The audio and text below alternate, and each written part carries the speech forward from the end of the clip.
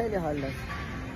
امشب چرا؟ چون هم محدودیت غذایی داشتم، هم محدودیت آب روزانه‌مو داشتم، هم نمکم قطع بود و هم منتالی دیگه نیستم، یعنی یه جورایی دیگه تموم شده ذهنه از تمرینات سخت، ولی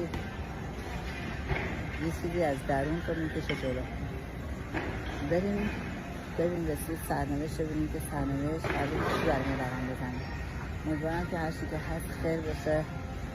من تمام تلاشمو کردم، هر چیزی که باید رعایت کردم، با هر نتیجه‌ای که برگردم اصلا اهمیت نداره. تو این مسیر بهترین ورژن خودم برسم، خودم جلو آینه میبینم، لذت میبرم، از درون یک چیز قوی ازت میسازه که دیگه قابل مقایسه با اون قبلت نیست. از تجسم کردن آرزوات ترس نداشته باش. به کسی که نمیخواد جواب پس بدی. این چش تو ببن، اون لحظه رو تصور کن، انقدر بهش فکر کن که اون نباشه اصلا ذهنت روحت درد بگیره، بدون اون نتونی زندگی کنی.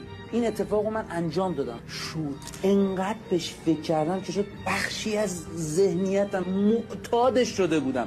معتاد کن خودتو به